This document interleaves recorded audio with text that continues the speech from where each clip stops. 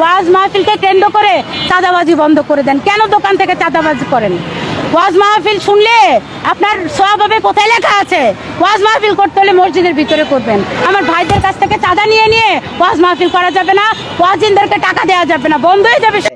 এই খানকি মাগিরে কি কইয়াম, আমি যদি হন গালি দিই এবং কি শব্দ বোমা দিই, আমি আইসি কিশোরগঞ্জ গরুদল কলেজ মাঠে ঘুরতাম, মানুষ কইব সেরা পাগল হয়েছে না, কইব এর মুখ কত খারাপ, এটা লাগে শব্দ বোমা দিলাম না।